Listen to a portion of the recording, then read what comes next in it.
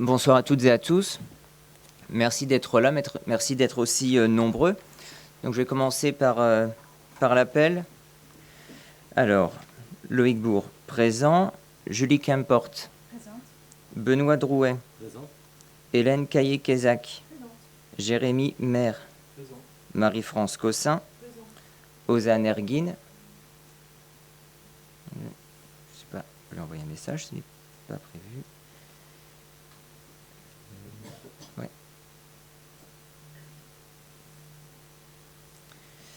Alors, Laure Daligo. Gilda Servière. Présent. Marc Decuic. Présent. Dominique Croiset, je la vois qui arrive. Sébastien Baudouin, absent de ne pouvoir à Marie-France Cossin. Dominique Brossier. Présent. Sandrine Chergui. Sandrine Cloteau. Alexandra Dufaux. Lydie Daligo. Cyril Andrieux-Lacu. Présent. Mathias Garnier. Présent. Katia Ribéro-Kunz. Adelina Bouilly. Julien Richer. Abdoul Thiam donc est absent et donne pouvoir à Julien Richer. Manon Croiset donc sera là, mais elle est retenue par son travail, elle aura une petite heure de retard. Béatrice Bonvin-Gallas, François Bellhomme, Dominique Bonnet, Stéphane Lemoine, Armel Théron-Caplin. Et donc Dominique Croiset qui nous a rejoint. Je vais vous faire passer la petite feuille pour émarger.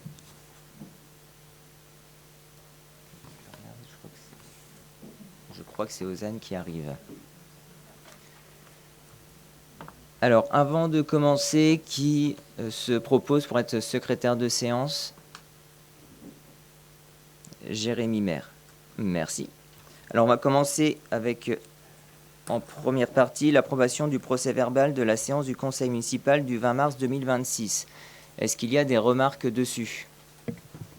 Oui, monsieur le maire, bonsoir à toutes et à tous. J'avais une question concernant les arrêtés 87 et 88.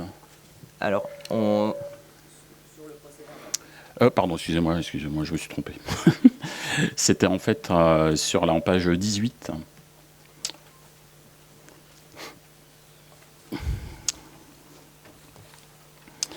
Vous mentionnez, monsieur le maire propose la constitution de 7 commissions communales listées ci-dessous, et sauf erreur de ma part, elles ne sont pas listées.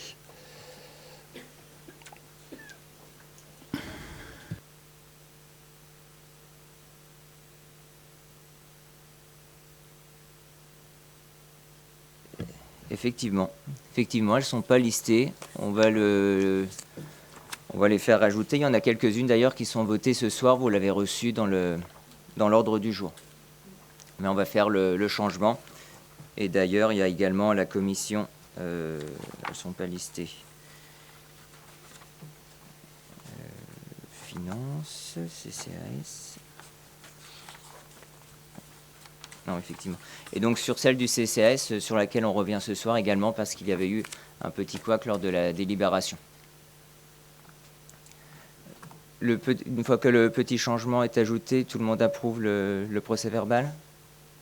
Qui est contre? Qui est pour? L'ensemble du Conseil, merci.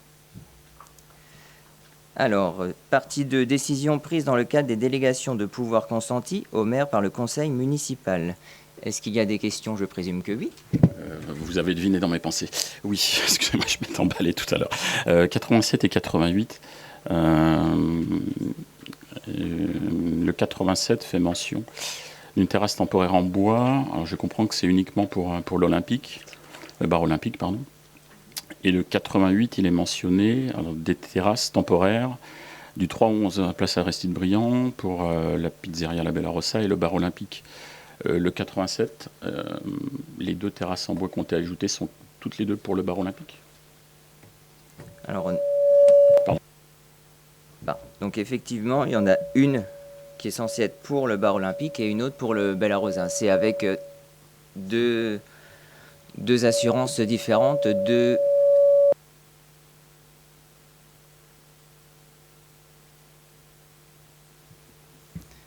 assurances différentes, deux entreprises différentes. Donc c'est bien normalement deux arrêtés différents qu'il doit y avoir. Je vais regarder pourquoi le Bella Rosa et le bar olympique ont été mis ensemble. Merci.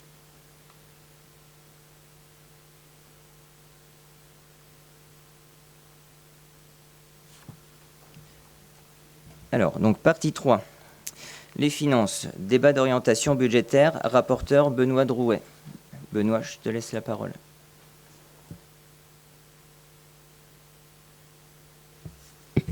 C'est bon. Vous m'entendez ? Oui. Bonsoir à toutes et à tous. Du coup, nous allons présenter le rapport d'orientation budgétaire. Donc, en premier lieu, le contexte national et international. Donc, une croissance française attendue à 1% en 2026 après 0,9% en 2025. Ce rebond est d'ores et déjà fragilisé par deux chocs exogènes majeurs survenus en début d'année. Le conflit au Moyen-Orient, offensive américano-israélienne contre l'Iran depuis fin février 2026, provoque une montée des prix des hydrocarbures. L'INSEE a revu sa prévision de croissance à 0,2% par trimestre pour les 2 premiers trimestres de 2026. Et l'inflation devrait repasser au-dessus des 2% au printemps pour les collectivités. Cela va renchérir directement les marchés publics des fluides et des fournitures.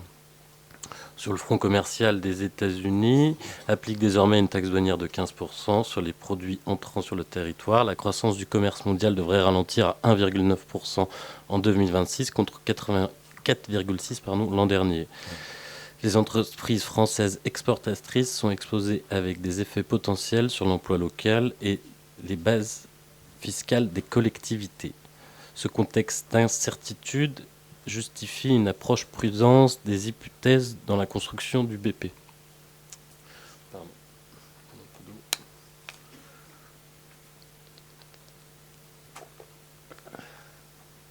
Donc, ça, c'est les prévisions de croissance et d'inflation. Concernant la loi de finances 2026. Dans un contexte de déficit public à contenir à 5% du PIB, une dette française dépassant 118% de la richesse nationale, les collectivités territoriales sont appelées à contribuer à l'effort national à hauteur de 2 milliards d'euros. Les principales mesures affectant le bloc communal sont les suivantes. Une DGF gelée à 27,4 milliards d'euros, malgré une inflation estimée à 1,3%, soit une perte en euros constants d'environ 350 millions d'euros pour l'ensemble des communes françaises. Des CRTP en forte baisse, moins 317 millions d'euros, soit moins 34% selon les calculs de la Banque postale. Cette dotation disparaît pour la quasi-totalité des communes bénéficiaires. Le fonds vert réduit à 837 millions d'euros contre 2,5 milliards 2 ans plus tôt, réduisant sensiblement les marges de manœuvre des communes en matière de transition écologique. Locaux industriels, ce qui nous intéresse, nous, minoration de 19,3% des allocations compensatrices au niveau national, avec un mécanisme de plafonnement à 2% des recettes réelles de fonctionnement. Pour épargner, la perte nette et définitive est arrêtée à 166 000 euros en effectif de 2026. Cette perte est structurelle, elle s'inscrit dans un désengagement progressif de l'État de la compensation des exonérations de fiscalité directe locale.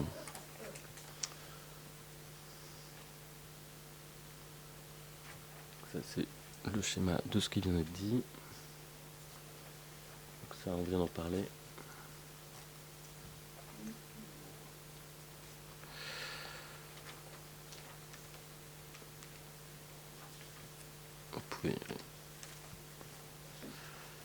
Avant de présenter les orientations 2026, il est nécessaire de rappeler la situation financière dans laquelle se trouve la commune au terme des 3 exercices consécutifs de dégradation. Épargne brute, elle passe de 964 450 euros en 2023 à 648 491 en 2024, soit une chute de 32,8% en un seul exercice. En 2025, elle remonte modestement à 696 047, sans retrouver le niveau de 2023. Cette dégradation traduit un effet ciseau entre les charges en hausse et des recettes insuffisamment dynamiques, faute d'ajustement fiscal. Épargne nette positive à 316 865 en 2023. Elle bascule en négatif à moins 12 422 en 2024, puis se dégrade encore en 2025 à moins 39 924. C'est un signal grave qu'une collectivité puisse émettre. La commune ne génère plus suffisamment de ressources propres pour couvrir le seul remboursement en capital de sa dette. Sans redressement, ce scénario expose à une saisine de la Chambre régionale des comptes et une mise sous tutelle de la préfecture. La capacité de désendettement, elle était de 8,30 années en 2023. Elle se dégrade à 12,79 en 2024, puis 12,30 en 2025. Franchissant le seuil d'alerte de 12 ans, l'encours de la dette s'établit à 8 558 527. Le fonds de roulement. Pardon. Oui, monsieur le maire, monsieur Drouet, je m'étonne de ces chiffres. Ayant participé à la commission des finances, nous n'avons pas les mêmes chiffres qui ont été donnés à la commission des finances. J'ai le tableau que vous avez remis à la commission des finances. Vous avez une situation qui se redresse très légèrement à 20 817 pour l'épargne. Et là, vous annoncez un déficit de 39 000. Sur les fonds de roulement, vous annonciez à la commission de finances 631 576 euros. Là, vous annoncez 570 000, avec comme par hasard une dette qui dépasse les 12 ans. Ça veut dire quoi? Ça veut dire qu'il y a des écritures qui ont été enlevées ou qui ne sont pas passées en dehors de la journée complémentaire, qui est le mois de janvier, puisqu'au mois d'avril, évidemment, il n'y a pas de journée complémentaire, ni au mois de mars. Je voulais savoir ce qu'il en est exactement, puisque j'ai ici les deux tableaux, celui que vous nous aviez fourni à la commission des finances et celui qu'on a reçu. Voilà. Et quelles écritures complémentaires peuvent être passées? Parce que j'ai fait le compte, c'est à peu près 60 000 euros qui manquent, qui ont été enlevés. Quelle écriture complémentaire peut-on passer en dehors de la journée complémentaire? Je m'interroge. Alors, en préambule de deux commissions finances, j'avais rappelé que nous avions eu des refus et que le réalisé provisoire avait été des refus d'écriture de la part du Trésor et que du coup ils avaient été modifiés, je l'ai dit à 2 reprises, et du coup... Mais du coup, je vous l'ai expliqué, monsieur Lemoine, en commission finance. Je n'ai pas souvenir qu'on ait expliqué, puisque j'ai demandé s'il y avait un compte administratif et un compte de gestion. Vous m'avez parlé de CFU, en disant qu'on était en phase. Donc on n'était pas en phase à ce moment-là. En tout cas, ce qui vous a été présenté ce jour-là est expliqué que les chiffres avaient été... Il y avait eu des refus d'écriture et que ce qui avait été présenté lors du ROB, c'est bien ce ROB qui a été présenté et c'est même ce ROB qui vous a été envoyé en compte-rendu. Qui nous a été envoyé, oui, mais celui que vous nous avez donné... Et le compte-rendu de la commission finance fait donc ça état veut dire, de ça. Ma question n'est pas là. Ma question, est-ce qu'il y a eu des écritures qui ont été repassées en dehors de la journée complémentaire? Enfin, on appelle journée, c'est le mois de janvier. Voilà, ma question, elle est là, elle est claire. Moi, tout ce que je sais, c'est que j'ai eu des refus du Trésor sur certaines écritures qui vont être décalées à 26 et que du coup, il y a un... Ça veut dire... Ce que je vous ai dit, c'est qu'il y avait un bug, on en a plaisanté même, et que vous avez même dit qu'on allait s'habituer au bug du logiciel du Trésor. Ça, c'est vrai. C'est pour le compte administratif et le compte de gestion pour le CFU qu'on avait évoqué. Et que du coup, je m'en rappelle bien. On allait devoir faire une reprise anticipée. Reprise anticipée pour les résultats, ça on est d'accord. Si ce n'est que là, c'est les écritures. Ce que vous nous dites là, à l'instant, si je comprends bien, il y a 60 000 euros qui n'ont pas pu être passés pour la raison que je ne détermine pas et qui seront passés cette année. Tout à fait. On est d'accord. Donc ça veut dire que les 60 000 euros décalent les résultats. Vous jouez sur un délai d'endettement qui est dû à un décalement de recettes. Mais du coup, on parle de... non, mais vous jouez bien sur les 12 ans et au-delà des 12 ans, alors que sur l'autre document que j'ai, qui a été fait par vos services, on parle de 11 années. Donc vous jouez bien sur un décalage de recettes pour jouer sur un délai d'endettement qui aujourd'hui est vraiment manipulé. Alors nous ne jouons pas. C'est moi, j'ai le dossier, je vous l'enverrai, des refus d'écriture du Trésor. C'est pas moi qui refuse de...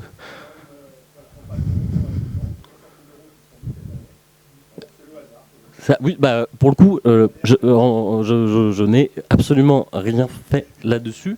Et sachez que comptable de formation, pour moi, la rigueur comptable est importante et que je vous enverrai tous les éléments si vous voulez. C'est rigueur ou pas rigueur, ça veut dire la rigueur est nécessaire en comptabilité, on est d'accord. Si ce n'est que soit la recette elle est imputée en 2025, soit elle est imputée en 2026, voilà, je veux savoir pourquoi elle n'a pas été imputée en 2025, parce que ça change les écritures, enfin les ratios, qui vous permet de rebondir en disant qu'on est au-delà de 12 ans, que c'est un scandale, etc. Alors que si cette écriture était passée, on serait au-dessus des 12 ans. Oui, bon, entre 11, 31 et 12 et des brouettes, on ne refait pas le monde, mais c'est bien les écritures qui ont été refusées par le Trésor. Enfin, moi, je vous enverrai tout le détail des écritures qui ont été refusées. Je n'ai pas appelé le Trésor pour qu'on refuse des écritures et pour qu'on soit en épargne nette négative. Quand même, je veux bien qu'on me prête des... Mais là, quand même, ça va trop loin. Ça va pas trop loin. Ça montre bien qu'à 60 000 euros près qui aurait dû être passé, les annonces que vous faites ne sont pas réelles. Nous ne sommes pas responsables des refus d'écriture. Ça dépend pourquoi. Si l'écriture a été mal passée, si. Il faut savoir comment l'écriture a été passée. Pourquoi le refus d'écriture n'a pas été accepté? Est-ce que c'est par une erreur de mandatement, etc. Ou est-ce que c'est la trésorerie? Pourquoi ils ont refusé? J'aimerais bien le savoir, oui. Nous vous transmettrons tout le détail, si vous voulez. En tout cas, moi, j'ai pas eu le temps de faire beaucoup d'écriture en 2 semaines, vu la date à laquelle vous avez été envoyé la robe. Enfin, je suis pas un magicien, quand même. Pardon.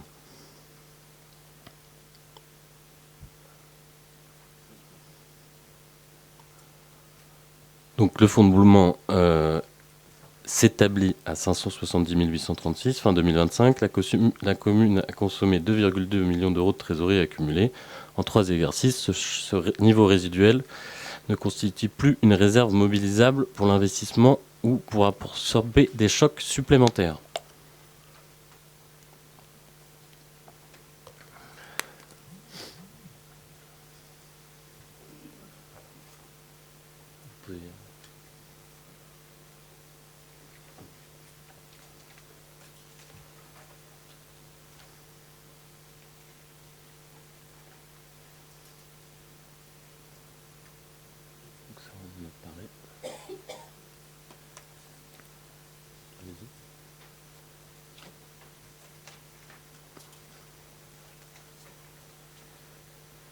Le total dépenses des réels de fonctionnement est projeté à 8 239 997 euros en 2025. La part des dépenses rigides, personnel, charges financières, atténuation de produits représente environ 50% du total, dans la moyenne de la strate, voire légèrement en deçà.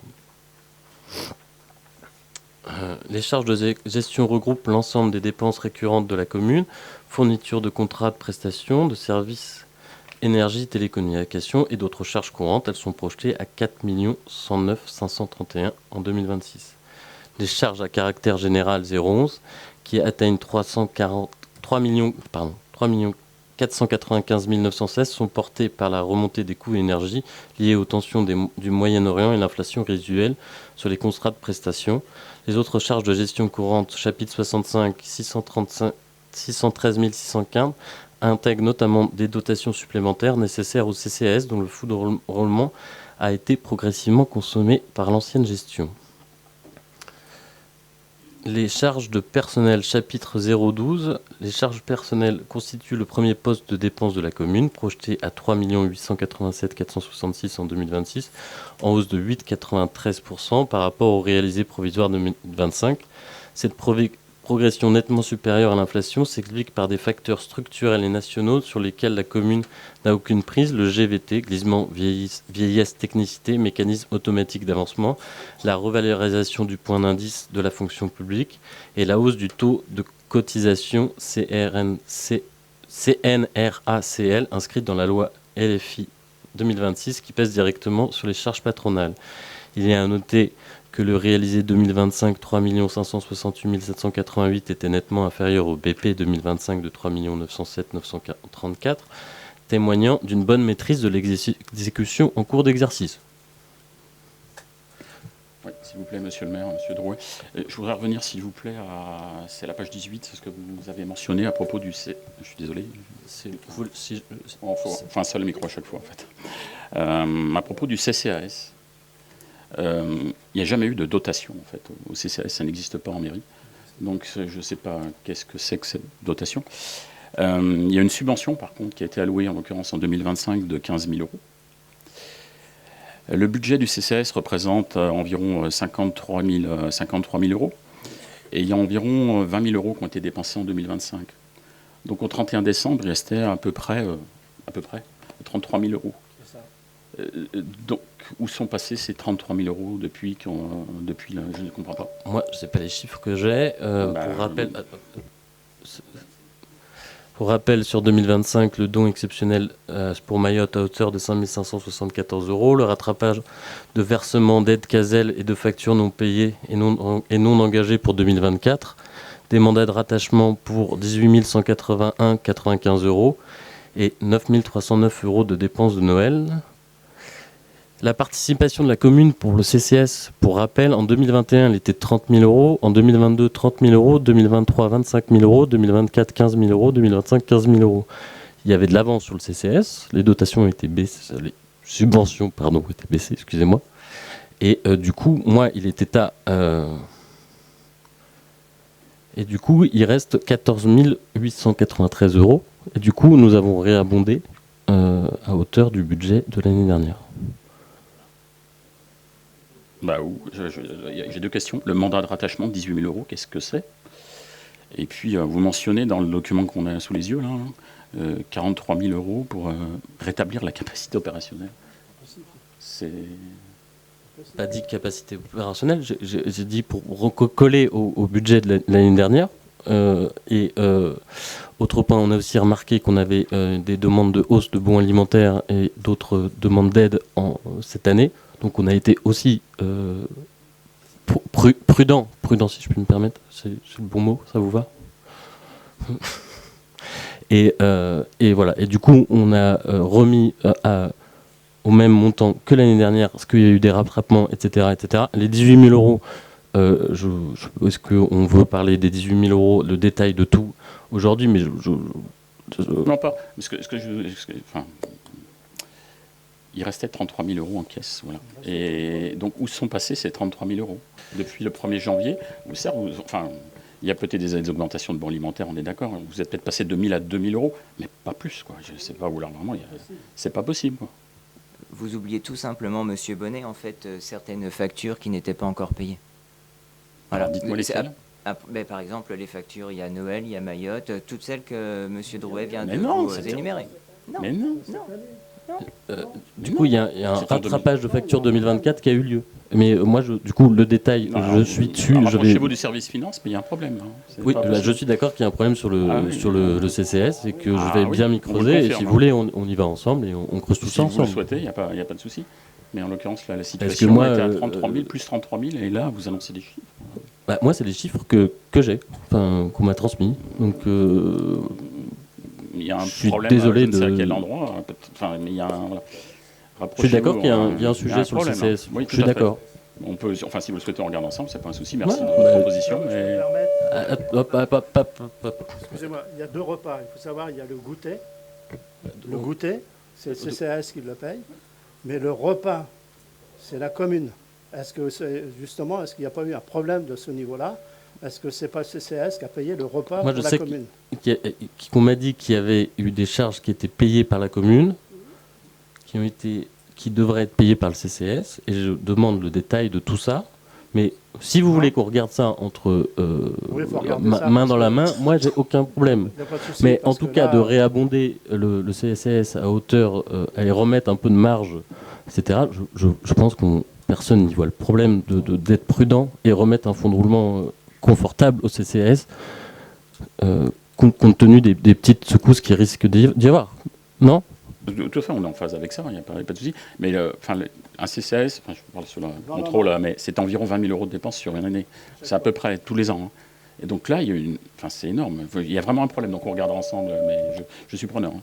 Avec plaisir pour regarder ensemble. Moi, Parce que là, moi, ce qui m'a fait tiquer sur l'évolution, c'est ce que je vous dis, c'est la baisse des dotations. Donc on m'a expliqué qu'il y avait de la réserve et que du coup, pour équilibrer, je comprends. Mais du coup, moi, quand j'ai vu le chiffre, on a choisi de réabonder et de remettre tout ça. En 3 semaines, je suis désolé, j'ai pas eu le temps d'éplucher toutes les factures de tous les postes et les détails. Mais je compte bien avoir un premier, en tout cas sur le CCS, avant de passer à autre chose.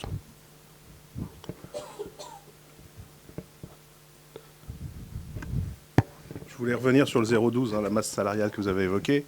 La masse salariale, quand on fait un budget primitif, ce que vous faites, vous proposez ce qui a été fait, on ouvre les chiffres à hauteur de tous les postes créés.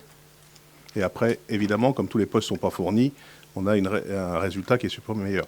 Mais à la commission des finances, j'avais demandé la liste des postes, le tableau des emplois, et je ne l'ai toujours pas reçu non plus. Moi on vous l'a envoyé. Hein. Moi, je l'ai vu dans le. Eh ben, c'est pas arrivé jusqu'à moi. Bah, je l'ai vu dans la commission, dans le compte rendu. Je n'ai pas eu le tableau des emplois. Bah, je vérifierai, mais moi je l'ai vu dans ce que j'ai lu. Parfait. Moi, je revérifie, mais je suis surpris. Mais c'est juste pour faire des économies, parce que si on peut ouvrir un peu moins, s'il y a des emplois qui ne seront jamais fournis, il faut les virer, et pour ouvrir un peu moins. C'est juste pour qu'on puisse avoir un budget plus réaliste, puisque là, on met 400 ou 500 000 euros de plus, de toute façon, qu'on consommera, on le sait. Non, mais je suis d'accord, mais je vais vérifier qu'il n'y ait pas eu de couac là-dessus, parce que je l'ai vu passer quelque part. Alors, est-ce qu'il vous a été transmis ou pas J'ai pas vu, mais peut-être que je n'ai pas vu non plus. Mais si on peut revoir, parce que c'était juste pour l'ouverture budgétaire de crédit, ça permet de garder des disponibilités par ailleurs. Bien sûr. Ah non, je vais assumer, pardon.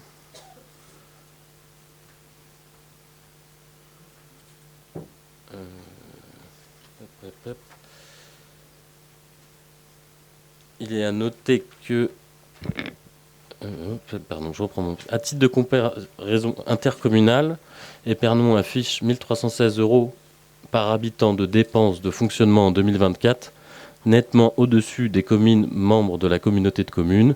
Auneau-Bleury, 972 €, Nogent-le-Roi, 902 €, Pierre, 732. Cet écart s'explique structurellement par le statut de commune-centre. Épernon supporte des équipements et services culturels, sportifs et administratifs dont bénéficient également les habitants des communes environnantes.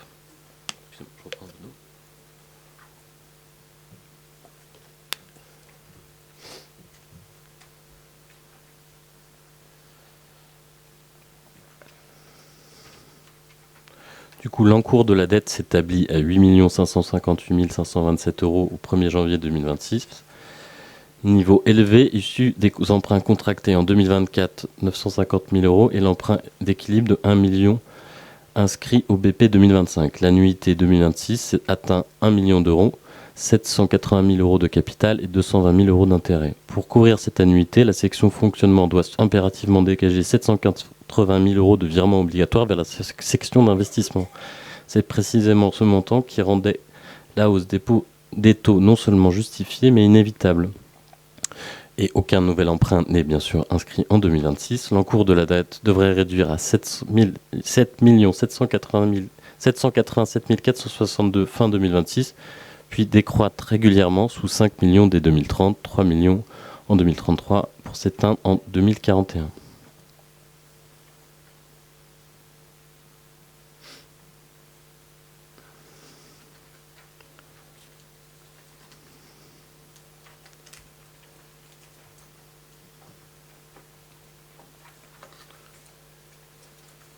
Pour l'exercice 2026, le conseil municipal propose une hausse des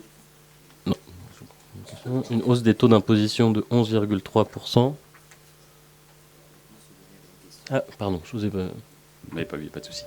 Je voulais revenir sur la page 30 qui concerne l'encours de la dette dans le document qu'on a reçu. Vous faites mention, alors l'encours de la dette de la commune s'établit donc, comme vous l'avez précisé, à 8 558 000. Et vous précisez, contracté en 2024, et l'emprunt d'équilibre est de 1 million d'euros inscrit au BP 2025. L'emprunt d'équilibre n'a pas été appelé. Il est passé en 2025. Hein. Vous avez fait un emprunt en 2025 vous, parce que non, il n'y a pas eu de... Moi, en tout cas, vous parlez de celui de la Banque des Territoires. Est-ce qu'il y a... Non. Pardon. Vous faites mention d'un emprunt d'équilibre à hauteur de 1 million d'euros. C'est une écriture, hein, tout simplement. Enfin, vous connaissez, je pense, maintenant le sujet. C'est un emprunt d'équilibre. Il n'y a pas eu d'emprunt de 1 million d'euros de contracté en 2025. Ah non, il n'y a pas d'emprunt de contracté, mais il y a eu... Je vous laisse relire. Hein. Il y a un emprunt qui a été fini d'être... excusez-moi, je n'ai pas le mot exact. D'1 million en 2025 pour celui de la Banque des Territoires pour les prêts réels. Je vais relire ce que vous avez écrit. Alors, niveau historiquement élevé, résultat des emprunts contractés en 2024, 950 000 euros, et de l'emprunt d'équilibre de 1 million d'euros inscrit au BP 2025. Mais il n'a jamais été appelé, cet emprunt. Il n'y a pas eu d'emprunt de 1 million d'euros. Du coup, il y a peut-être une erreur de mots.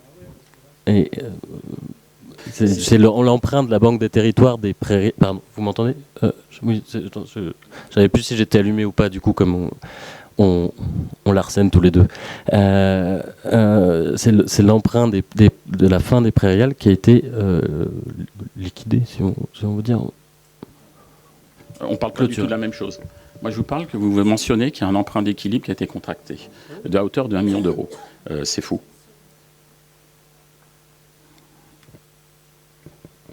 Bah, écoutez, à vérifier.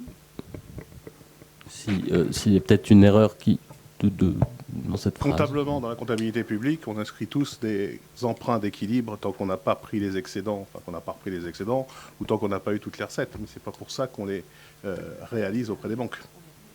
Donc vous parlez d'emprunt d'équilibre, c'est comptablement, dans la compta publique, ça a vraiment une notion bien particulière. C'est un emprunt qui est inscrit, mais qui n'est pas réalisé. Et quand on parle d'emprunt tel que celui-là, il ne peut pas rentrer dans les comptes de l'emprunt parce qu'on n'a pas sollicité l'argent. Je vais compléter le chiffre de 8 558 000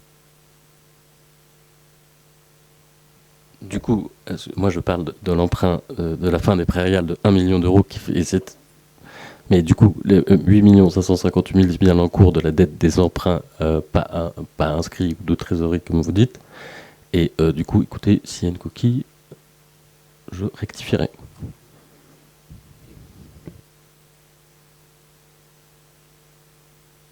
Et d'ailleurs, c'est même... Il y a 1 million d'euros, je m'excuse. Et d'ailleurs, c'est même 2 emprunts, si vous vous souvenez. Il y a un emprunt de 950 000 euros à décembre 2024, si je ne dis pas de bêtises. Et après, c'est les 1 million qui sont pris en 2025.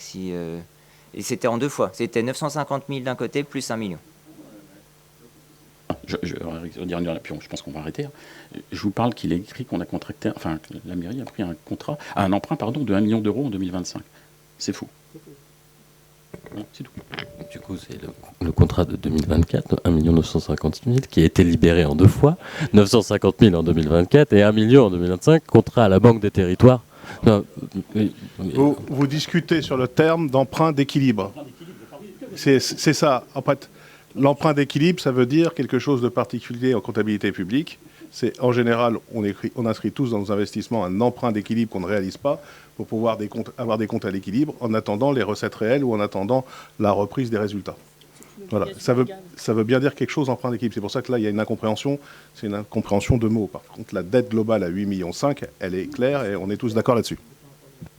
C'est bien ce que je veux dire. Il y a une erreur de syntaxe et je repréciserai ça. Ce que j'ai déjà dit. Oui, et c'est ce que j'ai dit qu'on nous allons la corriger, non? Non? Oui. Okay.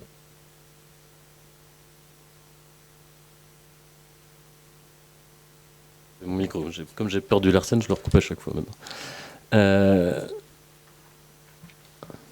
Pardon. Pour l'exercice 2026, le Conseil municipal propose une hausse de taux d'imposition de 11,3%. Variation différenciée, cette décision résulte d'un faisceau de contraintes cumulées. Inflation non compensée, épargne brute en net recul, service de la dette montant en charge, avec une annuité atteignant près d'1 million d'euros, nécessité absolue de revoir un autofinancement suffisant sous peine de saisine de la Chambre régionale des comptes. Sur ces 11,3 points, de hausse. 4,9 points représentent environ 450 000 euros de produits fiscaux supplémentaires fléchés sur 3 objectifs précis et indispensables. Absorber la perte structurelle sur les compensations des locaux industriels, assurer le remboursement du capital de la dette par l'autofinancement, générer une marge d'autofinancement minimale permettant de financer des investissements nouveaux sur fonds propres sans recours à l'emprunt. D'autres leviers seront mis en œuvre au cours du mandat pour améliorer durablement cette capacité et permettre d'investir davantage. La hausse décidée rapproche les forces fiscales du niveau moyen de la strate sans le dépasser et ne fait pas d'Épernon la commune la plus fiscalisée de l'intercommunalité. Et quelle est la commune la plus fiscalisée de l'intercommunalité, s'il vous plaît? Il était dans le robe. Excusez-moi.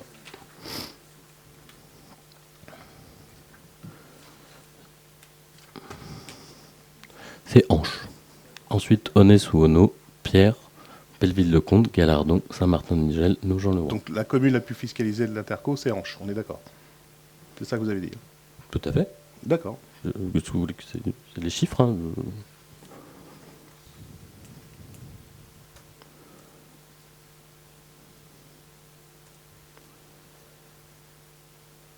Pardon. Les impôts locaux progressent sur l'ensemble de la période après un réalisé de 2 171 646 euros en 2023 et 2 241 076 en 2024. Le réalisé provisoire 2025 s'établit à 2 306 158 pour 2026. La combinaison de la revalorisation des bases de 0,80 et la hausse du taux porte la projection à 2 780 000 euros. Les reversements EPCI correspondant à l'attribution de compensation versée par la communauté de communes par nature, ce montant est stable à 3 191 452 sur l'ensemble de la période. Il n'évolue pas qu'en cas de transfert de compétences ou d'équipements ou de renégation entre la commune et EPCI.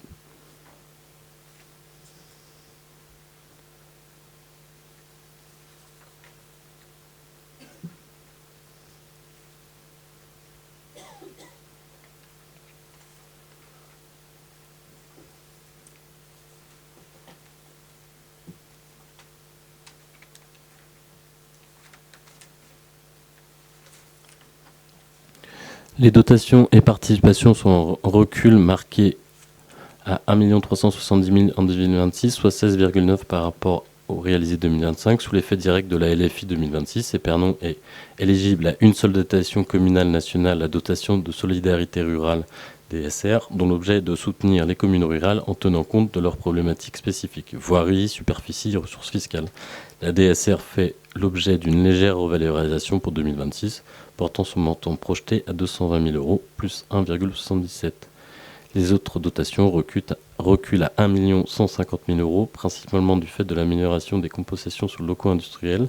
La principale composante est la compensation versée par l'État au titre de l'abattement de 50% appliqué aux valeurs locatives des locaux industriels, TFPB et CFE, mis en place de la réforme des impôts de production en 2021.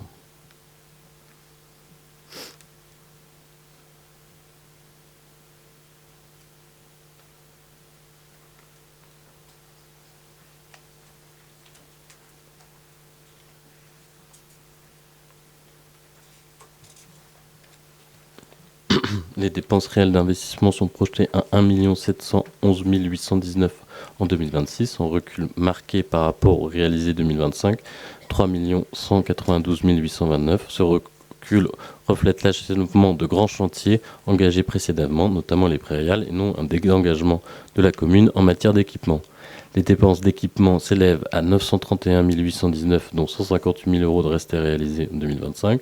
La capacité d'investissement réellement disponible pour de nouveaux projets s'établit donc à 773 000, montant modeste à mobiliser avec sélectivité.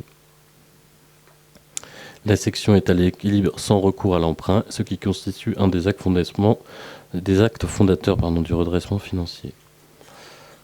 À noter, la section investissement porte un déficit reporté de moins 370 859 issu des exercices précédents.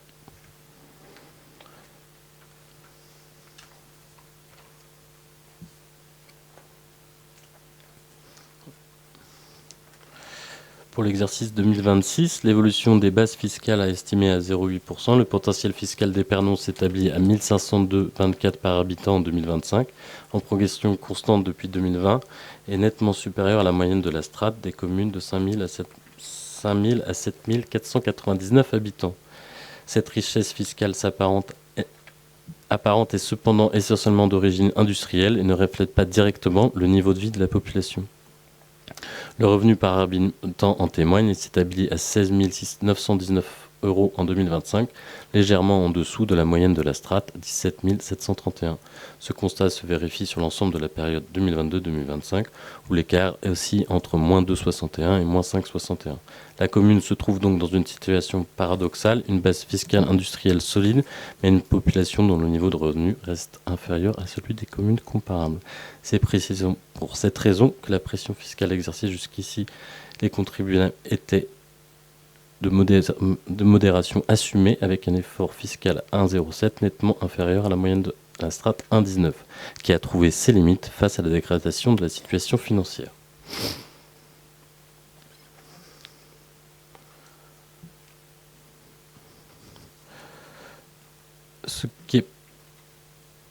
On a choisi de partir sur un BP 2026 compte tenu du délai qui nous était imposé dans la continuité et le redressement, construit dans un contexte de fragilité financière et d'environnement national particulièrement contraint. La hausse des taux et l'absence d'emprunt consistent les deux actes fondateurs du redressement financier de la commune.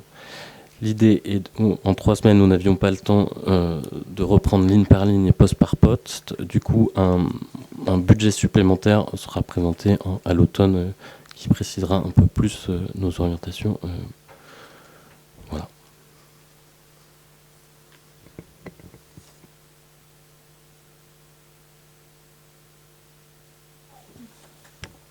Est-ce qu'il y a d'autres questions? Je m'en doutais. C'est pas spécialement des questions, mais avec un niveau d'investissement, et je l'ai dit à la commission, avec un niveau d'investissement aussi faible, vous avez parlé d'une dette invisible dans vos documents. Là, on crée carrément de la dette grise. Avec moins d'1 million d'euros d'investissement, on n'est pas capable d'entretenir tout le patrimoine. Donc il faudrait qu'on en ait conscience. Aujourd'hui, une commune comme Épernon qui investit moins de 2 millions, elle crée de la dette grise, obligatoirement. Ça veut dire que plus tard, il faudra réinvestir fortement ou laisser se dégrader notre patrimoine. Donc ça, il faut avoir conscience qu'en votant un budget d'investissement aussi faible, on crée de la dette grise et on laisse se dégrader les choses. Voilà. Ne serait-ce que l'entretien, ça va être compliqué. Je voulais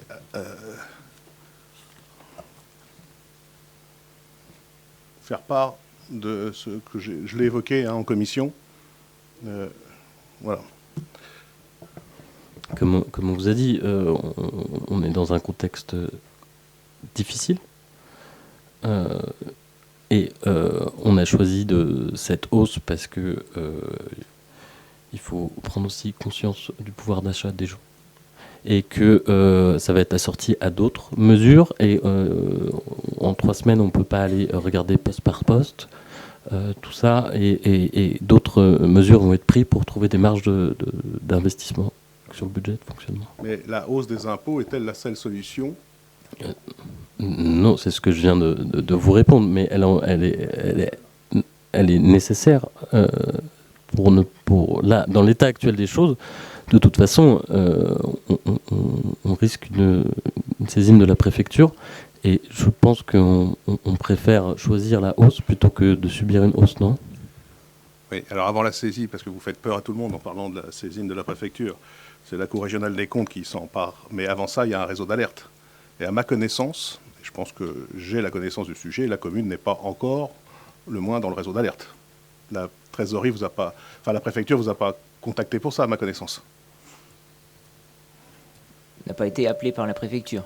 Mais il y a un réseau d'alerte pour les communes qui sont litigieuses, dans lequel la préfecture les reçoit et met en place des plans. Donc on n'est pas encore dans le réseau d'alerte. Donc ne parlons pas encore de la saisine de la CNRAC, enfin de la Cour régionale. Alors voilà. après, on pouvait très bien continuer comme c'était fait préalablement avec l'ancienne majorité, et je pense que l'alerte aurait été donnée par la préfecture. Ça, vous jetez des hypothèses qui sont invérifiables, monsieur le maire. Voilà, il y a peut-être d'autres solutions.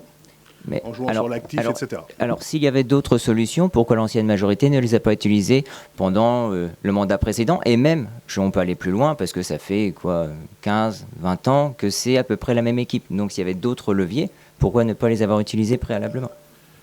Peut-être que c'était prévu maintenant, mais de toute façon, le vote ayant fait... 20 ans de réflexion, c'est long quand même. Ah non, non, c'est pas 20 ans de réflexion. Alors moi, j'en faisais pas partie, donc je peux en parler humblement. Ah ben non, vous vous rendez effectivement. compte du nombre de l'équipement de la commune? Mais bien Du évidemment. nombre d'équipements de la commune? Je veux dire, quelle commune de 6000 habitants a des prairiales? En Eure-et-Loire, j'en connais pas. Honnêtement, j'en connais pas. Donc il y a quand même eu un effort d'investissement pour avoir des équipements sur la collectivité qui sont là aujourd'hui et il faut les entretenir aujourd'hui. Et le budget, enfin, c'est pas un budget. Le ROB, c'est pas un ROB non plus. Ce que vous présentez ne permet pas, à mon sens, d'entretenir tout ce patrimoine sur lequel il va falloir faire des choix d'investissement cette année. Qu'est-ce qu'on va entretenir et qu'est-ce qu'on ne va pas entretenir? Et je suis inquiet pour le patrimoine communal. Alors, je vais vous répondre en disant ça autrement. Effectivement, il y a des infrastructures qui sont assez importantes sur Épernon, les prairiales, etc. Je ne vais pas les dénigrer, c'est très bien. Et en plus, ça fait plaisir aux Sparnoniens. Seulement, lorsqu'on fait des investissements, il y a des coûts de fonctionnement derrière.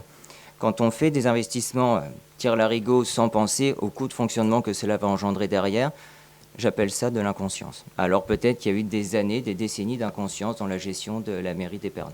Alors, monsieur... Attends François, je finis, puis je te donne la parole. Excuse-moi. Dans ce cas-là, dites-nous quel équipement il faut fermer. Notre but, justement, n'est pas de les fermer. Donc ils sont tous nécessaires. Je ne dis pas qu'ils sont nécessaires, je dis simplement qu'on a construit sans réfléchir aux coûts de fonctionnement qu'il y avait derrière. Maintenant, à nous d'assumer les coûts de fonctionnement, nous en héritons aujourd'hui.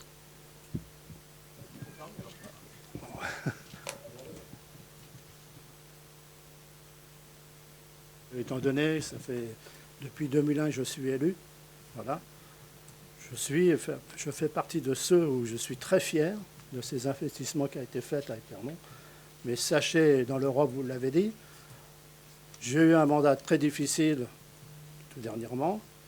Il faut savoir qu'il y a eu des augmentations des fluides et tout. Toutes les communes ont été impactées, et vous l'avez dit d'ailleurs. Hein, la dotation de l'État est toujours la même. Voilà, ce sont les communes qui payent là-dessus. Et ce n'est pas terminé parce que la loi de finances, vous allez voir ce qui va vous arriver. Et vous y êtes pour rien. Mais moi non plus, j'y étais pour rien. Il faut savoir qu'on ne s'attendait pas à ça. Lorsqu'il y a eu des communautés de communes qui ont été réalisées, il faut savoir qu'Épernon y a perdu. Il a fallu qu'elle partage avec les autres. Sachez-le. Hein, sachez-le. Donc ça, vous allez le subir aussi. On est la ville-centre. Soyez fiers de cette ville, je vous en prie. Soyez fiers de cette ville. Mais arrêtez de taper sur il y a 20 ans. C'est trop facile de parler comme ça. Parce que là, en ce moment, les gens vont subir. Vous allez subir avec ce qui se passe avec l'Iran. Vous allez dire, mais moi, je vais en faire autant. Alors, je vais dire, ben, attendez, pourquoi vous n'avez pas prévu? Ben non, on va être tous impactés. Mais moi, je dis que le Sparnonien, en ce moment, il a un confort. Quand je dis un confort, il n'a même pas besoin de prendre sa voiture pour aller voir des spectacles, d'aller voir le cinéma, d'aller voir l'école de musique, d'aller au sport et tout. Tout est là. Tout est là, sur place. Soyez-en fiers. Donc, arrêtez de nous taper dessus. Je vous en prie. Je ne suis pas là pour vous combattre. Bien au contraire. Si on peut travailler ensemble, on va travailler ensemble. Mais ça suffit. Soyez réalistes un peu. On n'est pas la seule commune à Épernon de subir. Il y a plein de communes qui subissent en France en ce moment. Croyez-moi, vous allez en entendre parler. Il y en a, il va y avoir des dépôts de bilan. Vous allez en entendre parler. Vous ne savez pas ce qui se passe là au gouvernement. Vous allez voir, ça va tomber.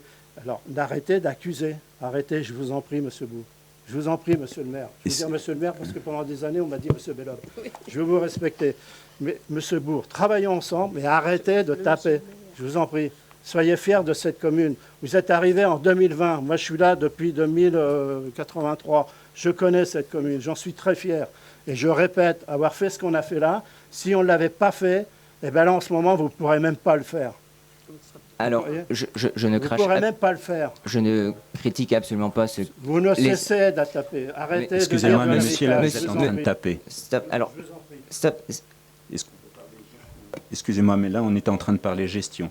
On est tous très heureux des équipements qui sont ici. Simplement, il fallait prévoir.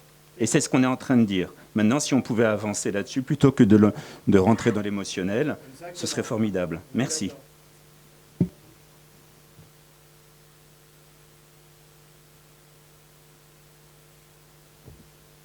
Est-ce qu'il y a d'autres interventions? Parce que j'ai pas, enfin, je pourrais vous répondre, effectivement.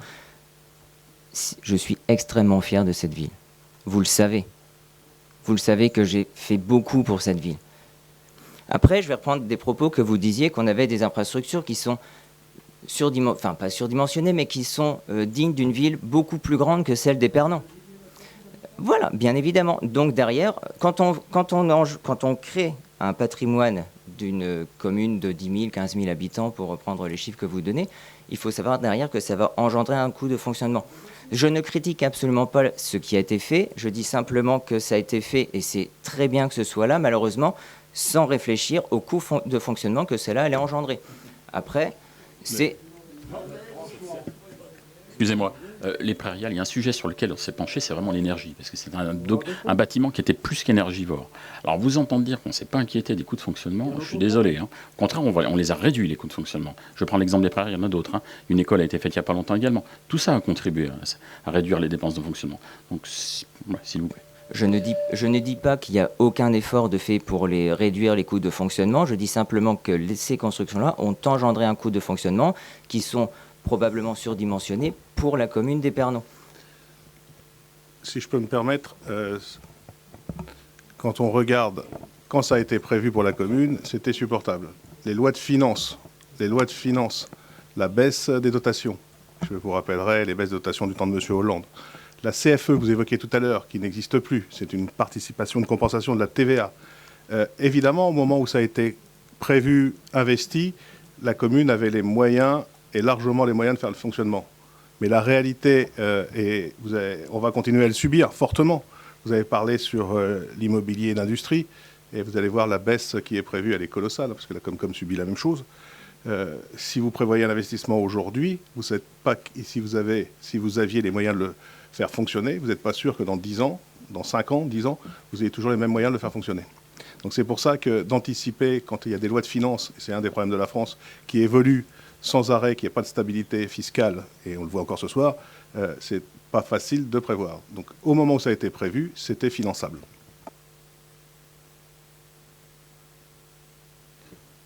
Mais du coup, peut-être qu'en tant que tous élus, pour travailler ensemble, on peut peut-être, je pense que vu ce qui se passe, se dire qu'on est dans la même intercommunalité, on a la même dépendance, si je puis me permettre à ce mot-là, à ce revenu des CFE, des industries qui va être coupé, etc. Peut-être qu'on peut aussi se dire, compte tenu du contexte, et ne pas accepter une deuxième année, de se dire qu'il va y avoir encore des gels et encore, etc., que ce soit pour l'interco, ou pour nous, ou pour toutes les communes. Peut-être qu'il y a peut-être pareil, on est d'accord là-dessus. Peut-être qu'on peut aussi se poser la question, on peut ergoter sur les chiffres, on peut pas être d'accord, avoir des discussions de syntaxe, mais on partage tous le même constat, qu'il y a un problème au niveau des recettes. Enfin, je pense. Et peut-être qu'on peut aussi porter une voix ensemble pour dire stop. On est d'accord. Il y a un problème au niveau des recettes. Là, on est d'accord. Évidemment qu'on est d'accord. Et les recettes ont été largement amputées par les différentes lois fiscales, enfin les différentes lois de finances de l'État. Et ça, vous le constatez, et vous le dites vous-même dans votre introduction sur l'Europe. Tout à fait. Mais là, du coup, la non-compensation de l'effet de l'inflation, on parle de perte de pouvoir d'inflation, de perte de pouvoir d'achat des ménages. Mais là, on perd de perte de pouvoir d'achat des communes. Et si on a un baril à 150 ou 300 $, je ne sais pas ce qui va se passer demain, et que c'est pas compensé, que ce soit pour l'Interco, Épernon, Anche, Saint-Pierre, Saint-Martin, quelle que soit la commune, où va-t-on? Vous l'avez évoqué, les évolutions fiscales, vous parliez de la CFE tout à l'heure. La CFE n'existe plus pour les collectivités, c'est compensé par une partie de la TVA qui est figée aujourd'hui. On vous a expliqué que ça allait être dynamique, la main sur le cœur, ça serait compensé à l'euro, et aujourd'hui on s'aperçoit qu'ils ont figé et qu'ils ont capé tout ça. Donc toutes les compensations de l'État, de toute façon on ne peut pas compter dessus, on sait très bien qu'elles ne seront pas viables à moyen et long terme, elles vont en diminution. Vous avez parlé tout à l'heure des DCRTP, c'est l'exemple flagrant aujourd'hui des communes. Je regardais tout à l'heure le budget d'Ono, ils perdent 80 000 € sur la DCRTP cette année pour arriver vers zéro. Voilà, il y a plein de compensations de l'État qui vont arriver vers zéro. Donc comment voulez-vous anticiper il y a 10 ans, 15 ans, 20 ans, quand vous avez construit des prairiales, que les recettes de la collectivité allaient être... Donc c'est là où je vous rejoins, et là-dessus je pense qu'on est en phase, c'est vraiment un problème de recettes.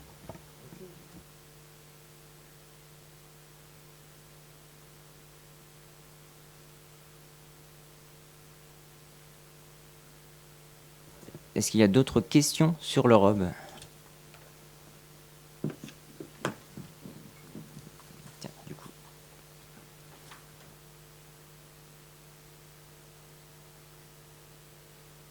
Sur Larsen, je coupe à chaque fois, j'oublie que je l'ai coupé. Vu l'article L2312-1 du Code général des collectivités territoriales, vu la loi NOTRe 2015-991 du 7 août 2015, considérant l'avis favorable de la Commission Finances réunie le 31 mars 2026, considérant que les communes ayant adopté le référentiel budgétaire M57, le maire présente au conseil municipal dans un délai de 10 semaines précédant l'examen du budget un rapport sur les orientations budgétaires qui doit donner lieu à un débat. Ce rapport, dont chaque membre du conseil municipal a été désignataire, est annexé à la présente. Sur l'exposé présenté après avoir délibéré, le conseil municipal est invité à prendre acte que le débat d'orientation budgétaire pour 2026 sur la base d'un rapport portant sur le budget de la commune a eu lieu avant le vote du budget primitif de l'exercice 2026. Je continue. Vu le vote des taux année 2026, vu le Code général des impôts et notamment les articles 1379, 1407 et suivants, 1636b, sexise, relatifs aux impôts locaux et au vote du taux d'imposition, vu l'état 1259 comme de notification des taux d'imposition des taxes directes locales pour 2026 édité par les services fiscaux, le 23 mars 2026, 6 juin, considérant l'avis favorable de la Commission Finances réunie le 31 mars 2026, considérant la mise en œuvre de la suppression de la taxe d'habitation sur les résidences principales par la perception de la part départementale de la taxe foncière sur les propriétés bâties corrigée d'un coefficient correcteur.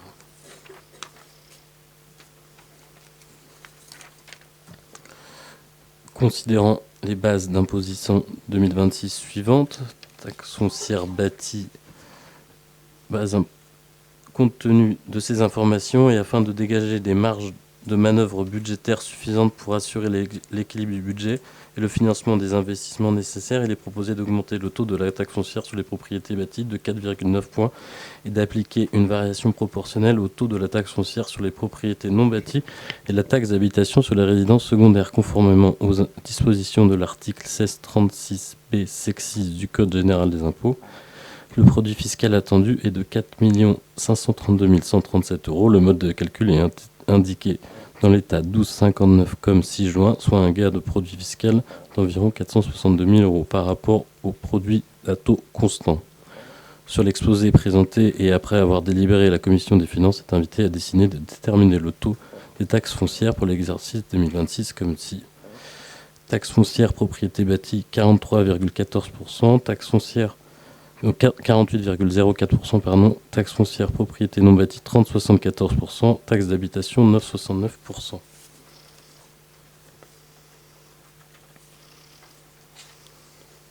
Il faut voter là.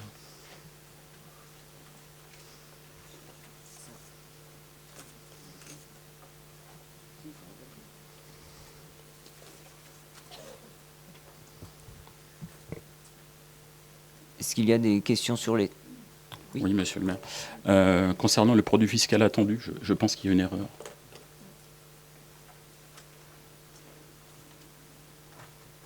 Je vous laisse revérifier les chiffres, mais ce n'est pas 4 532 137. Ok. Il y a 9 000 € en fait de plus. Comment ? Il y a 9 000 € d'écart.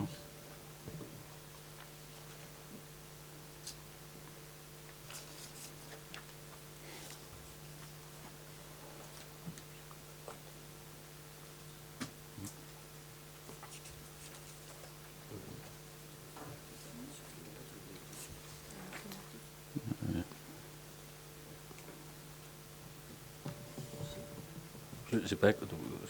Désolé, j'ai pas. Quel chiffre vous parlez ? Alors, les 4 532 137 de produit fiscal attendu, il y a une erreur. En fait, le produit fiscal attendu correspondant à ce que vous proposez est à hauteur de 4 541 505.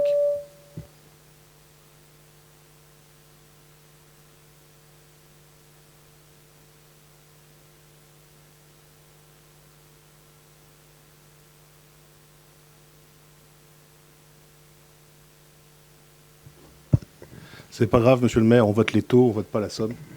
qui est important, c'est les taux. Je confirme ce que dit M. Bonnet. Hein. Il faut refaire le calcul des taux, des sommes, mais c'est Oui, on corrige rapporté à des taux. la coquille. ça. Mais ce qui est voté ce soir, ce sont les taux, ce n'est pas la somme attendue, c'est le taux. Je suis désolé, mais il y a aussi une erreur sur le taux.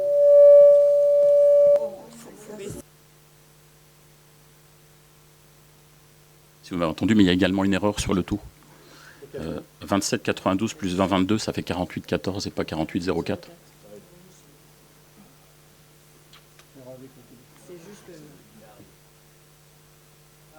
Ça arrive, on va le changer. Oui. Bon. Ça arrivait avant, ça arrive maintenant, ça arrivera demain. D'accord, mais ça fait beaucoup là. Ça faisait beaucoup aussi avant. Donc, sur le vote des taux, qui sera modifié pour que le calcul soit bon, qui est contre?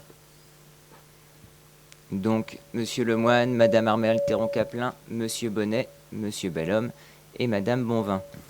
Qui est pour? Le reste du Conseil, merci.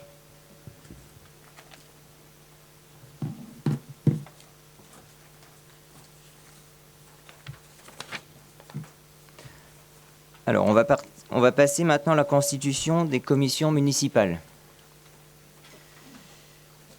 Alors, élection des membres du conseil d'administration du CCAS. Je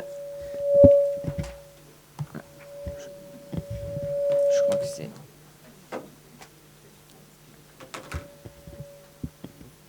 Je crois que c'est ton écran. Ouais. Ouais. Alors... Vu la délibération... Ah oui, mais là, c'est... Là, ça fonctionne? Vous m'entendez quand même? Vu la délibération numéro 2026-11 du 20 mars 2026, fixant le nombre de membres au conseil d'administration du CCAS, vu les articles R 123.7 et suivant les L 123.6 du Code de l'action sociale et des familles qui disposent que les membres élus en son sein par le conseil municipal le sont au scrutin de liste, à la représentation proportionnelle au plus fort reste, sans panachage ni vote préférentiel, le scrutin est secret. Chaque conseiller municipal ou groupe de conseillers municipaux peuvent présenter une liste de candidats, même incomplète. Dans cette hypothèse, si le nombre de candidats figurant sur une liste est inférieur au nombre de sièges qui reviennent à celui-ci, le ou les sièges non pourvus le sont par les autres listes. Les sièges sont attribués aux candidats d'après l'ordre de présentation sur chaque liste. Si plusieurs listes ont le même reste pour l'attribution du ou des sièges restants à pourvoir, ceux-ci reviennent à la ou aux listes qui ont obtenu le plus grand nombre de suffrages. En cas d'égalité de suffrages, le siège est attribué au plus âgé des candidats. La délibération du conseil municipal suffisait à fixer à 6 le nombre de membres élus par le conseil municipal au conseil d'administration. Nous avons proposé à M. François Bellhomme la constitution d'une liste commune. Êtes-vous toujours d'accord pour faire liste commune? Voilà. Oui. Alors, la liste commune est donc constituée ainsi. Donc, le président du CCAS reste donc le maire, de fait. Vice-présidente, Marie-France Cossin, Dominique Brossier, Sandrine Chergui, Marc Decuic, Dominique Croiset et Béatrice Bonvin-Gallas. Je vous propose, selon cette liste commune, de procéder à un vote à main levée. Est-ce que l'ensemble du conseil municipal est d'accord pour le vote à main levée? D'accord. Qui est pour? On va faire dans cet ordre-là l'ensemble du conseil. Merci. Alors, constitution de la commission d'appel d'offres. Vu les dispositions de l'article L 1414-2 du Code général des collectivités territoriales qui dispose que la commission d'appel d'offres est composée conformément aux dispositions de l'article L 1411-5 du même code, vu les dispositions de l'article L 1411-5 du Code général des collectivités territoriales prévoyant que la commission d'appel d'offres d'une commune de plus de 3500 habitants doit comporter, en plus du maire président, 5 membres titulaires et 5 membres suppléants élus au sein du conseil municipal. Nous avons à nouveau proposé à M. François Bellhomme la constitution d'une liste commune. Êtes-vous toujours d'accord? Je présume que oui, merci. La liste commune est donc constituée des membres suivants. Les membres titulaires sont Julien Richer, Hélène Caillé-Quézac, Ozan Erguine, Benoît Drouet, Béatrice Bonvin. Les membres suppléants sont les suivants: Gilda Servière, Katia Ribeiro-Kunz, Laure Daligo, Jérémy Maire, Armel Théron-Caplin. Je vous propose, selon cette liste commune, de procéder à un vote à main levée. Est-ce que l'ensemble du conseil municipal est d'accord? Merci. Donc, pareil, pour gagner du temps, qui est pour l'ensemble du conseil? Merci. Alors, Excusez-moi, monsieur le maire, sur cette commission appel d'offres, évidemment, vu le seuil des marchés et vu le montant de l'investissement prévu, elle ne va pas se réunir souvent. Est-ce que vous avez prévu de la réunir de façon ad hoc pour aussi les MAPA?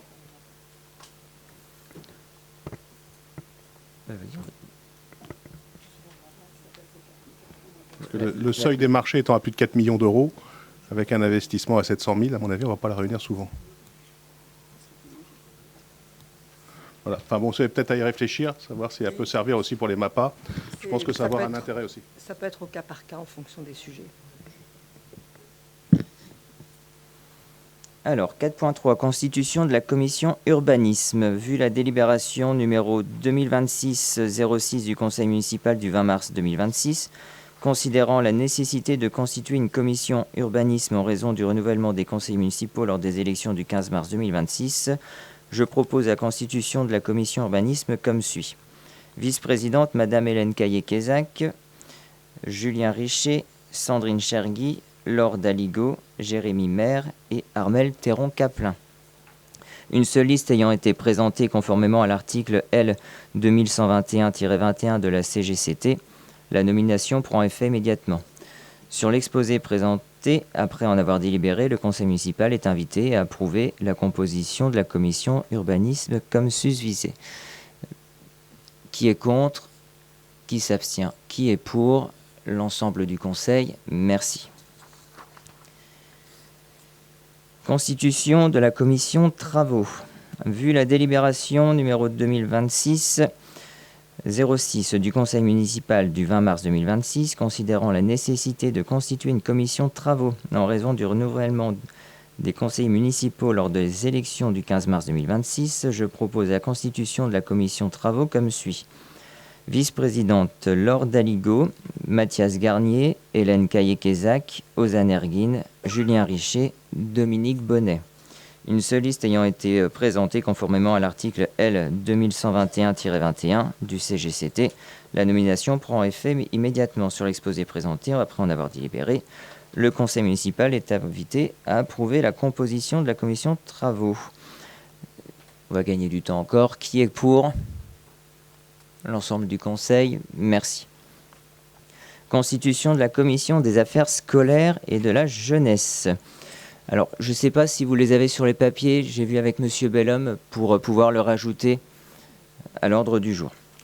Vu la délibération numéro 2026-06 du conseil municipal du 20 mars 2026, considérant la nécessité de constituer une commission des affaires scolaires en raison du renouvellement des conseils municipaux lors des élections du 15 mars 2026, je propose la constitution de la commission des affaires scolaires comme suit. Vice-présidente Julie Climporte, Abdoul Thiam, Manon Croiset, Adelina Bouilly, Gilda Servière, Béatrice Bonvin. Une seule liste ayant été présentée conformément à l'article L 2121-21 du CGCT, la nomination prend effet immédiatement. Sur l'exposé présenté après en avoir délibéré, le conseil municipal est invité à approuver la composition de la commission des affaires scolaires. Qui est pour? L'ensemble du conseil, merci.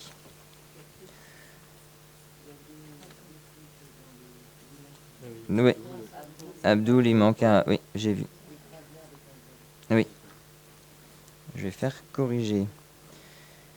Constitution de la commission communale pour l'accessibilité aux personnes handicapées. Vu le Code général des collectivités territoriales, et notamment l'article L 2143-3 qui dispose entre autres, aux alinéas premiers que dans les communes de 5000 habitants et plus, il est créé une commission communale pour l'accessibilité composée notamment des représentants de la commune, d'associations ou organismes représentant les personnes handicapées pour tous les types de handicap, notamment physique, sensoriel, cognitif, mental ou psychique, d'associations ou organismes représentant les personnes âgées, de représentants des acteurs économiques ainsi que de représentants d'autres usagers de la ville. Vu la loi numéro 2005-102 du 11 février 2005 pour l'égalité des droits et des chances, la participation et la citoyenneté des personnes handicapées, vu l'ordonnance numéro 2014-1090 du 26 septembre 2014 relative à la mise en accessibilité des établissements recevant du public, des transports publics, des bâtiments d'habitation et de la voirie pour les personnes handicapées, considérant que cette commission est chargée de dresser un état des lieux de l'accessibilité du cadre bâti existant, de la voirie, des espaces publics et des transports et d'organiser le recensement de l'offre de logement accessible aux personnes handicapées, considérant que cette commission doit être composée notamment de représentants de la commune, d'associations d'usagers et d'associations représentant les personnes handicapées qui sont désignées par arrêté du maire, lequel préside également la commission. Sur l'exposé présenté après en avoir délibéré, le conseil municipal est invité à décider de procéder à la création de la commission communale pour l'accessibilité, préciser que la liste des membres de la commission communale pour l'accessibilité sera fixée par arrêté du maire conformément aux dispositions de l'article L 2143-3 du Code général des collectivités territoriales. Qui est contre? Qui s'abstient? Qui est pour? L'ensemble du conseil, merci. Non. La création, oui. Alors, partie 5, élection de délégués et désignation de représentants communaux dans divers syndicats et organismes. Élection des délégués syndicaux au sein du syndicat intercommunal du groupe scolaire de la Chevalerie. Vu l'article L5211-7 du Code général des collectivités territoriales, vu les statuts indiquant que la clé de répartition du nombre de délégués, considérant que suite au renouvellement général des conseils municipaux, il convient de procéder à la désignation des délégués de la commune d'Épernon au sein du syndicat intercommunal de la Chevalerie, dont elle est membre, considérant qu'il convient d'élire 2 délégués titulaires et 1 délégué suppléant auprès du syndicat de la Chevalerie. Je rappelle que conformément à l'article L5211-7 du CGCT, les délégués de la commune sont élus au scrutin secret à la majorité absolue. Si après 2 tours de scrutin, aucun candidat n'a obtenu la majorité absolue, il est procédé à un 3e tour de scrutin et l'élection a lieu à la majorité relative. En cas d'égalité, le plus âgé est élu. Cependant, par dérogation au premier alinéa de l'article L5211-7 du CGCT, le conseil municipal peut décider à l'unanimité de ne pas procéder par scrutin secret aux nominations des délégués.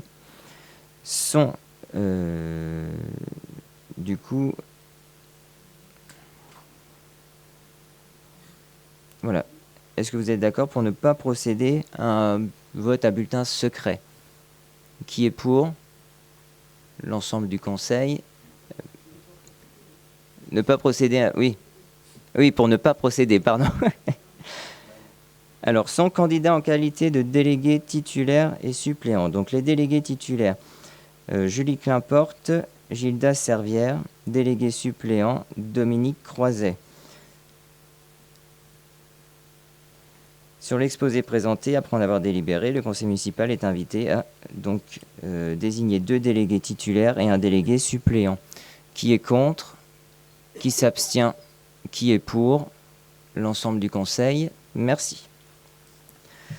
Élection des délégués au sein du syndicat Énergie Eure-et-Loire.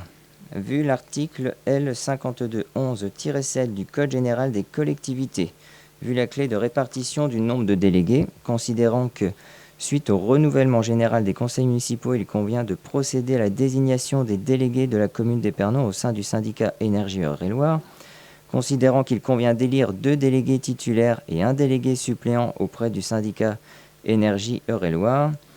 Je rappelle que conformément à l'article L5211-7 du CGCT, les délégués de la commune sont élus au scrutin secret à la majorité absolue. Cependant, par dérogation ou par alinéa de l'article L5211 du CGCT, le conseil municipal peut décider à l'unanimité de ne pas procéder au vote au scrutin secret. Est-ce que vous êtes d'accord pour ne pas voter à bulletin secret? Qui est pour? Merci. Donc, sont proposés délégué titulaire M. Ozanerguine, délégué suppléant M. Cyril Andrieux-Lacu. Sur l'exposé présenté après en avoir délibéré, le conseil municipal est invité à donc désigner un délégué titulaire et un délégué suppléant. Qui est pour l'ensemble du conseil? Merci. Alors, élection de délégués au syndicat intercommunal eau potable et assainissement de la région d'Épernon, le SIEPAR. Vu le Code général des collectivités territoriales et notamment ses articles L5211 et L5211-7, vu l'article 7 des statuts du SIEPAR en date du 20 mars 2024 qui prévoit que la commune d'Épernon doit être représentée par 4 délégués titulaires et 2 délégués suppléants dans le cadre de sa compétence de soutien aux activités pédagogiques et sportives du collège. Considérant que suite au renouvellement général des conseils municipaux, il convient de procéder à la désignation des délégués de la commune au sein du comité SIEPAR, je rappelle que conformément à l'article L5211-7 du CGCT, les délégués de la commune sont élus au scrutin secret à la majorité absolue. Cependant, par dérogation, au premier alinéa de l'article L5211-7 du CGCT, le conseil municipal peut décider à l'unanimité de ne pas procéder au scrutin secret aux nominations des délégués. Oui, merci, monsieur le maire. J'avais une question. Au mandat précédent, il y avait 4 délégués titulaires et 4 délégués suppléants. Donc, est-ce qu'il y a eu du changement côté SIEPAR sur la représentation d'Épernon au sein du SIEPAR pour avoir simplement maintenant 2 délégués suppléants? Monsieur Anna, je vous laisse regarder pour le SIEPAR.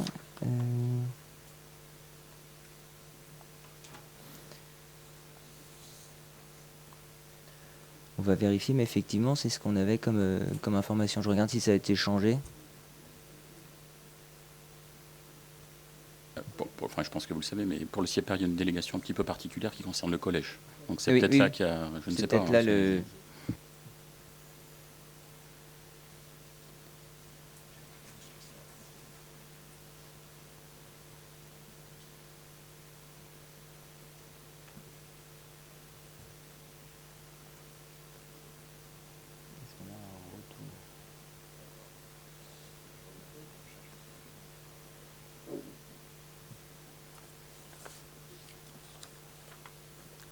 Si vous êtes d'accord, le temps que de bien vérifier pour être sûr qu'il n'y ait pas eu de couac, on passe au suivant et on reviendra dessus. Bon. Alors, désignation des représentants au sein de l'agence technique départementale Eure-et-Loire Ingénierie.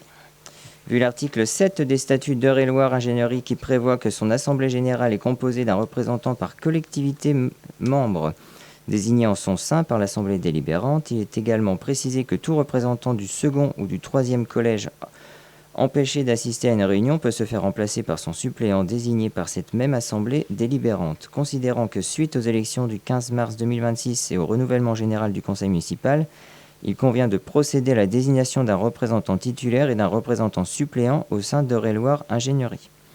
Son candidat en qualité de représentant titulaire et suppléant. Titulaire Ozanerguine, suppléant Cyril Andrieux-Lacu. Sur l'exposé présenté après en avoir délibéré, le conseil municipal est invité à approuver la désignation d'un représentant titulaire et d'un représentant suppléant. Qui est contre? Qui s'abstient? Qui est pour? L'ensemble du conseil, merci. Désignation d'un... C'est bien calculé. Ouais. Voilà. Donc il y a bien une modification des statuts le 20 mars 2024, d'où le 4+2. Vous me permettrez de ne pas reprendre tout le texte. Voilà. Est-ce que vous êtes d'accord pour voter à main levée Du coup, juste une remarque, il n'y a pas de place pour l'opposition dans ce syndicat. Donc. Est-ce que vous voulez si vous voulez, on peut rajouter une place en suppléant? Oui. Comme vous le souhaitez, c'est vous qui avez la main. Mais... On parlait d'ouverture, de construire ensemble, donc dites-moi lequel d'entre vous veut y aller. Écoutez, j'hésite, mais je vais me proposer. Eh bien, je vous note. Donc, je vous invite à voter donc, à main levée si vous êtes d'accord. Pour la liste suivante, en qualité de délégué, donc moi-même, Ozan Erguine, Jérémy Maire, Julien Richer, Gilda Servière et donc Monsieur Bonnet. Qui est contre? Qui s'abstient? Qui est pour? L'ensemble du conseil. Merci. Donc ça c'était fait. Alors, désignation d'un représentant à la commission locale d'évaluation des charges transférées, le CLECT. Vu l'article L5211-5 du Code général des collectivités territoriales, et notamment vu l'article L2121... Oui, ça a été fait.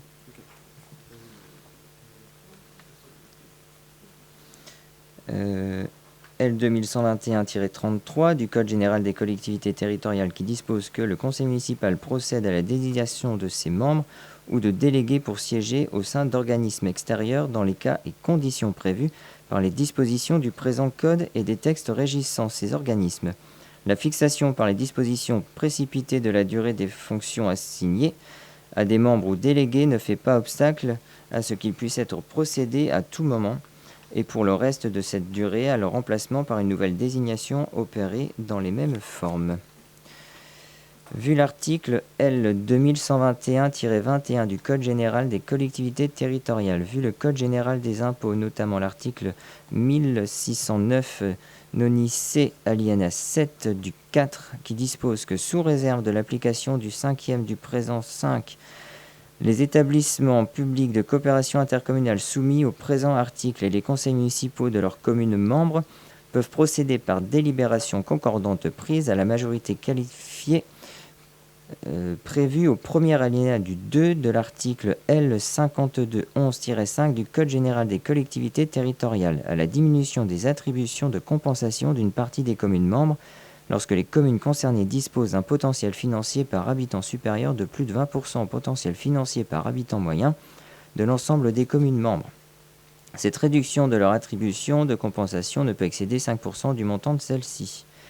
Vu la délibération du Conseil communautaire de la communauté de communes des Portes Euréliennes d'Île-de-France du 26 janvier 2017 portant la création de la commission locale d'évaluation des charges transférées, le CLECT, et en définissant la composition soit un membre par commune élu ou désigné par les communes membres, considérant que la CLECT a été instituée pour le calcul des charges dans les cadres des transferts de compétences des communautés à la commune, des communes à la communauté de communes, et qu'elle réalise un rapport chaque année sur l'évaluation des transferts de charges qui est présenté en conseil municipal, considérant que suite au renouvellement général des conseils municipaux, il convient de procéder à la désignation d'un représentant de la commune d'Épernon à la CLECT, considérant qu'aucune disposition légale ou réglementaire ne détermine les modalités de désignation des membres de la CLECT, laissant alors au conseil municipal une relative marge de liberté, considérant l'arrêt du tribunal administratif d'Orléans du 4 août 2011, commune de Giande numéro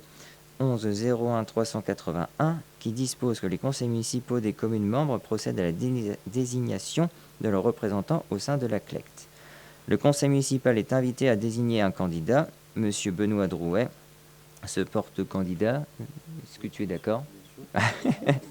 Sur l'exposé présenté après en avoir délibéré, le conseil municipal est invité à approuver la désignation d'un représentant de la commune au sein de la commission locale d'évaluation des charges transférées. Qui est contre? Qui s'abstient? Qui est pour?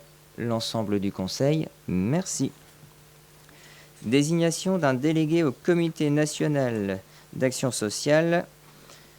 Alors, vu l'article 70 de la loi 2007-209 du 19 février 2007 relative à la fonction publique territoriale qui prévoit que l'assemblée délibérante de chaque collectivité territoriale ou le conseil d'administration d'un établissement public local détermine le type des actions et le montant des dépenses qu'il entend engager pour la réalisation des prestations prévues à l'article 9 de la loi numéro 83-634 du 13 juillet 1983 portant droits et obligations des fonctionnaires ainsi que les modalités de leur mise en œuvre.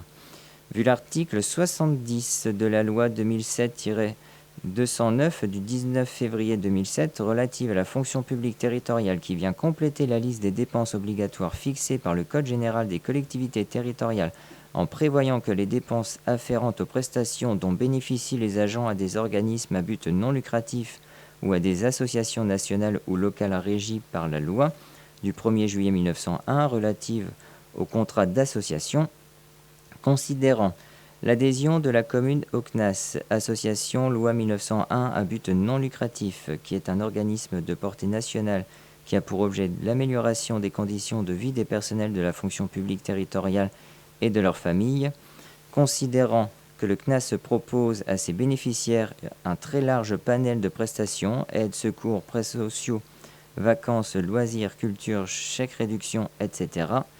Je propose le nom d'un candidat, Monsieur Benoît Drouet. Sur l'exposé présenté après en avoir délibéré, le conseil municipal est invité à désigner un représentant au comité national d'action sociale pour la durée du mandat. Qui est contre? Qui s'abstient? Qui est pour? L'ensemble du conseil, merci. Alors, le point 6, sécurité et domaine public, désignation d'un correspondant défense. Vu le Code des collectivités territoriales, vu les circulaires du secrétariat d'État à la Défense du 18 février 2002 et 27 janvier 2004, relative à la désignation de correspondants défense dans les conseils municipaux, vu les instructions du ministère de la Défense des 24 avril 2002 et 8 janvier 2009, considérant qu'il y a lieu de procéder à la désignation d'un correspondant défense suite aux élections municipales de mars 2026, je propose une candidature et expose, créée par la circulaire du 26 octobre 2001. La fonction de correspondant défense répond à la volonté d'associer pleinement tous les citoyens aux questions de défense et de développement et de développer le lien armée-nation grâce aux actions de proximité. Chaque commune de France est appelée à désigner un correspondant défense parmi les membres du conseil municipal. Les coordonnées de cet élu sont transmises à la préfecture, à la délégation militaire départementale ainsi qu'à la délégation à l'information et à la communication de la défense qui anime le réseau au plan national.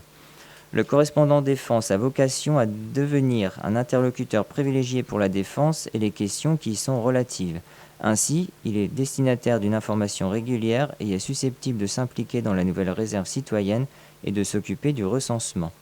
Je propose Mathias Garnier sur l'exposé présenté. Après en avoir délibéré, le conseil municipal est invité à désigner un correspondant défense. Donc Mathias Garnier, est-ce que vous êtes contre? Qui s'abstient? Qui est pour? L'ensemble du conseil, merci. Alors, boire un petit coup d'eau parce que ça manquait de virgule quand même dans ces textes.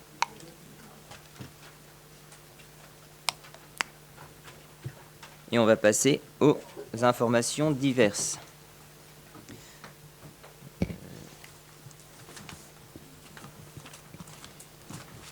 Alors, pour les informations diverses, je voulais vous dire donc les tribunes sur les réseaux sociaux. Nous vous proposons de commencer dès ce mois de mai. Monsieur Anna vous adressera par courrier une date pour envoyer justement votre tribune qui sera donc mise sur Internet. Nous allons également annoncer dans les prochains jours la création donc d'une réunion publique qui aura lieu le mercredi 29 avril à la salle des Campanules au Prairial pour lancer un projet participatif sur l'organisation et le déroulé de la fête de la musique, pour construire ensemble cet événement. Et nous annoncerons également prochainement le lancement de la réflexion participative sur l'avenir des ruelles comme nous y étions engagés. Donc une autre réunion publique aura lieu également le 20 mai au Pressoir. Oui, monsieur Bonnet. Est-ce que vous pouvez nous préciser les horaires, s'il vous plaît, de ces deux réunions? 20h. On reçoit le conseil municipal 5 jours avant. Est-ce qu'il est possible de le recevoir 10 jours avant? Parce que le mandat précédent, j'avais dit oui. Est-ce que c'est possible? Écoutez, moi, là on était sur le règlement, c'est ça? Le règlement. Parce que le mandat d'avant, Ouais. c'était une demande qui avait été faite par l'opposition. Oui. Bien entendu, je l'ai accepté. Bon, vous n'êtes pas obligé, hein, vous n'êtes pas obligé de faire copier-coller, hein, on est bien entendu, mais ça serait plus facile pour nous, pour tout le monde d'ailleurs. Ouais, là, dans le règlement, je crois que c'est effectivement bien noté 5 jours, mais le règlement sera revu et voilà, et on retravaillera le règlement pour l'adapter et on note la demande à ce que ce soit 10 jours avant. Merci. Et s'il vous plaît, moi aussi j'avais une question. Je voulais savoir si les conseils municipaux seront toujours le mardi et toujours à 20h ou si non. Non, là c'était sur un des essai. contraintes en fait avec le lundi, comme on était obligé de rendre le budget avant le 30 avril et qu'il y avait un jour férié, ça nous décalait au mardi, on était obligé de le faire au mardi. Pour respecter les délais, on arrive au mardi après c'est 28 si je dis pas de bêtises, mais on reprendra les horaires des conseils municipaux le lundi à 20h30 comme c'était avant. Je trouve que c'était bien, ça permet à tout le monde d'être là.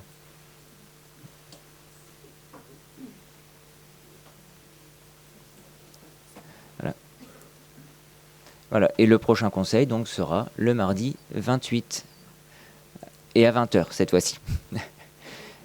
Je vous remercie. Il est 21h31, le conseil est terminé. Bonne soirée à toutes et à tous.